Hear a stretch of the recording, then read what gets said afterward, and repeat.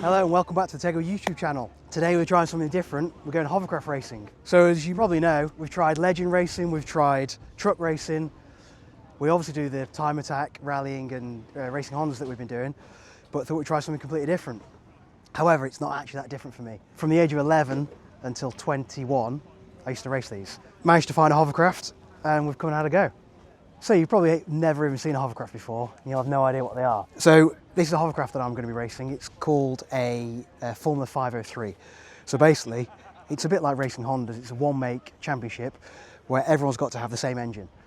So all the same exhaust and everything else performance-wise. The idea is that it's a control class to make it as close racing as possible. A lot of other classes, I started in Formula Junior. They can also use this engine but restricted. I actually used to use a 250cc two-stroke motorbike engine, a TZR or a K1S. Then there's this class, then there's Formula 2, which is a bit more powerful. Some of them have got one engine, some of them have got two engines, and then there's Formula 1, which is an unrestricted class. In Formula 1, the thrust engines at the back have over 200 horsepower. So they're a 900cc two-stroke engine that have got the same power as a K20, which is pretty crazy really. Obviously they're hovering, so they don't achieve the same sort of top speeds that you'd expect out of a car. But up the lake here today, they'll be doing 70 mile an hour. The acceleration is pretty quick, and the fact that you've got zero brakes makes it all a little bit interesting. Also, when you're driving, because they're hovering, they actually drift around, so you're never actually driving a corner, you're drifting a corner and preempting the exit. So there's a few different controls. You've got handlebars, which is you steer with a rudder, but that does a little bit, but the main way of steering is actually leaning. So you have to really lean over. But you've also then got to be careful that you don't make it roll, because if you've got oncoming wind, it can roll over. So you then sometimes have to jump the other way quickly so you don't flip it over. You also got your throttle. In this craft, I've been told I'm going to be pretty much full throttle the whole way around. Yeah, see if we managed to achieve that. And then they've got another control which controls how much lift they've got. Obviously, if you reduce the lift, you get more thrust, so it goes faster. But then there's a risk of it hitting the ground. So it's kind of all a trade-off, really. The Formula 1 hovercraft have two engines. So you have two throttles, one for the lift and one for the thrust. Yeah, so one thing that hovercraft are unique about is that they can go on water and land. This circuit's 90% water, but you start on land, you then go around a few buoys and then onto another bit of land, off again, and then around a few more buoys. It is a race, so it's a standing start, 8 laps, and you're racing for a win. Another thing that's quite strange, obviously with circuits we don't know how the lap timing is all just magnetic strips built into the tarmac. Here, because it's on a lake, they've got a floating line of the lap timer. So when you go over it, it records your lap time. So all different quirks that you don't normally get in kind of circuit racing. So the day's quite an easy, chill day really. You have a practice in the morning and then 2 races in the afternoon. Everyone gets the same, it's just split into each different formula. So I arrived here this morning, did my scrutineering like you would, they check your kit out. I'm wearing a race suit, I've got some waterproof trousers on at the moment because it's been raining a lot. A life jacket and a helmet. I've actually got a motocross helmet. Yeah, so you do your scrutineering, a driver's briefing again, same as you would do circuit racing, and then off into your practice and your racing. So I'm going out for practice in about 10 minutes. We'll see how we get on. So this morning when I got here, I was told I had to do a skills test. So that was a little bit of a concern. I haven't driven one for 21 years, but I got it and it was, as the saying goes, like riding a bike. So I had to go out, I had to go around some cones.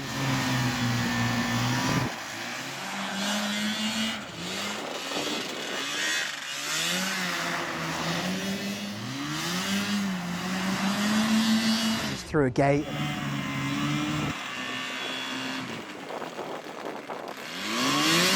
And then I had to go off the land onto the water, around a cone and then back again.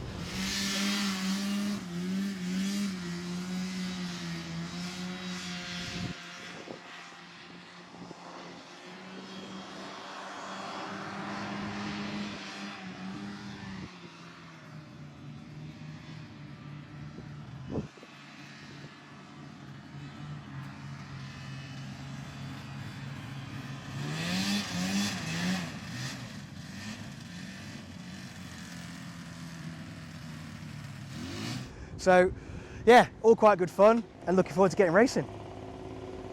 Yeah.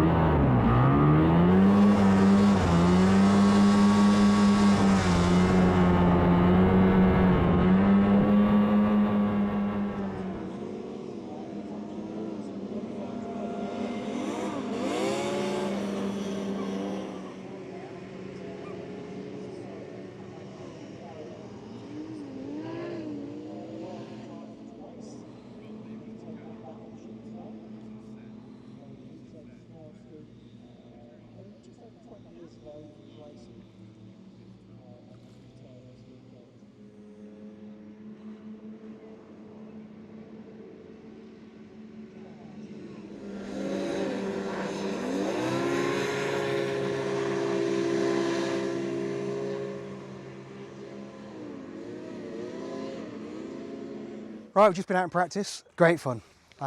Yeah, as I said, I've raced years ago and it kind of all came back. Yeah, went out there and did 7 laps. And it was just, the main reason was obviously to go out there and get used to it before I get into the race. It's an actual practice, not qualifying as such. So it was drive around and try and master the line and get used to it. So because I'm a novice, in novices you can drive any formula, so it's a mix of all sorts of different hovercraft on the track at the same time. So the circuit's predominantly water. On my second lap, someone fell in the water in front of me, which is quite interesting to see. You go out of the start line, round some buoys, onto a bit of land over the back, which if you've never done it before, is quite an unusual feeling because you're heading towards this land and you think you're going to crash and you don't, you just go over it. And then round some more buoys and then back to the start line. So yeah, great fun, and we've got the race this afternoon. Do it these days, it's a Formula 50 craft, which is what number 33 are, and he's been given in the Formula 3.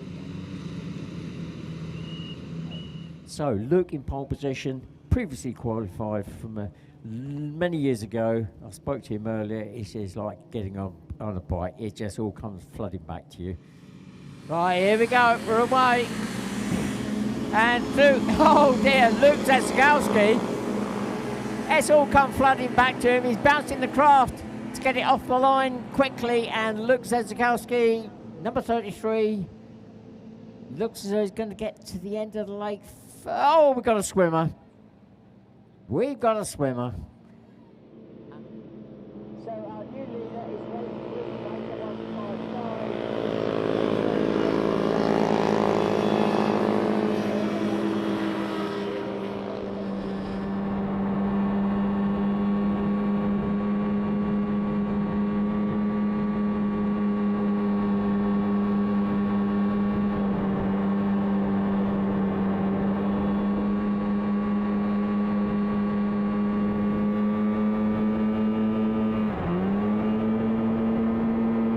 So the drivers have been told by the yellow flag being waved on the far side there to miss the transition due to that driver being in the water.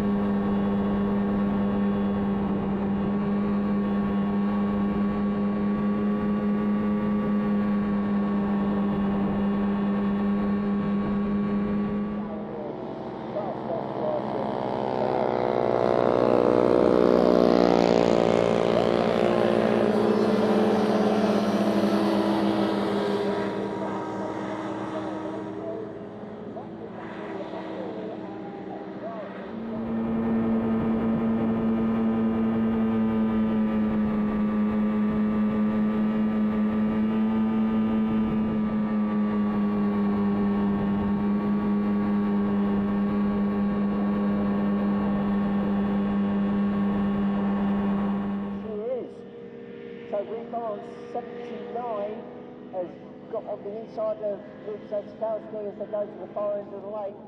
Our leader though.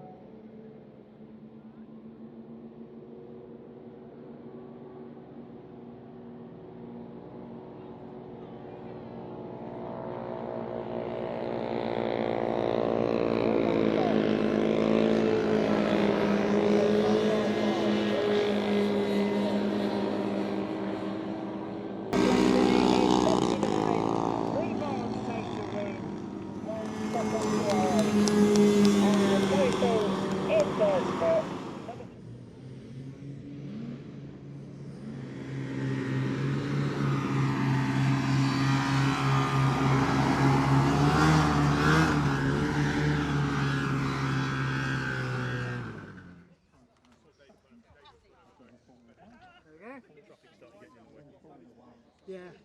So just finished the race, finished third. Got a great start, was leading for the first couple of laps I think, but then just couldn't keep the pace up and managed to lose a couple of places. So hung on in there in third and brought it home. But yeah, it was great fun. It was close racing. The wind conditions changed a little bit during the race, so I had to be careful that it wasn't going to do the ploughing that I was describing. Like in any racing, they've got yellow flags and red flags. At one point, they're waving the yellow flag because I think someone must have been stuck on the land section. So they wave the yellow flag at the entrance to the land section, and then you have to take a detour straight down the lake. So that was a bit interesting. That lost me one of the places, sadly, because the person behind me had preempted that was going to happen and got the run on me. See how we get on in the next race. Hopefully I can get a good start and keep them behind me. Here we go. And we're away. And Luke Sedzikowski bouncing the craft, trying to get it up and running quick. Oh, side by side. Oh, side by side. 155, Rupert Baker may be down to the end first, but Barnes 79 has got the inside line. So let's see what happens. 33, oh, Barnes puts his craft up on his side.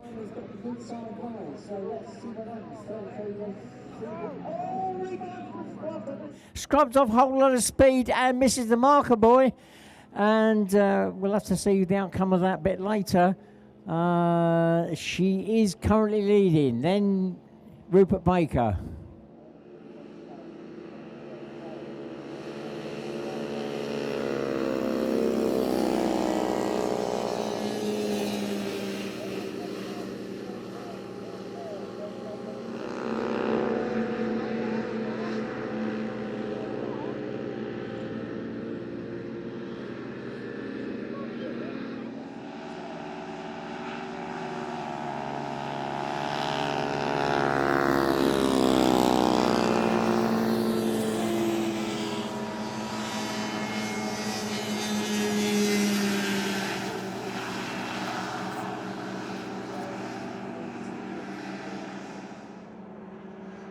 As I say, Luke is, oh, something's happened on the far side there, and oh, there could be a sudden change because our leader has gone onto the land and stopped.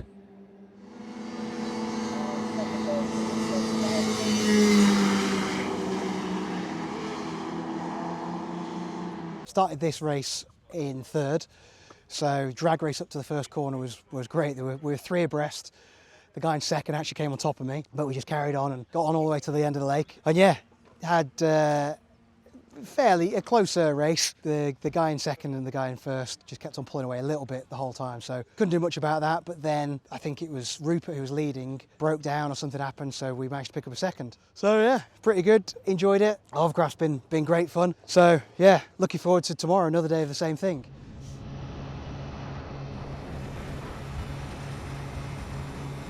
Here we go, and we're away, and Luke bouncing the craft, trying to get the speed going straight away, and he's off the line first. Oh, tussle between Luke and Bree there as they go up the lake. Both of them Formula 50 craft. Who's going to come out first? It looks as though it's going to be Barnes 79. Oh, she puts the craft up on his side, and oh, she's got all out of shape there. So Luke is now our leader. So puts the craft up on its side, lost some ground, brings it back down again, but she definitely lost a lot of speed there. So our new leader is 33, Luke Sedzikowski, and then Barnes 79. Rupert Baker 155 in third, then 99, Dave Wilkinson in fourth. Right, so the last time through it was 2 seconds. We're now midpoint in the race, 4 laps completed. What's the gap this time? Looks closer. 1.62, so Barnes has closed down that gap by 0.4 of a second.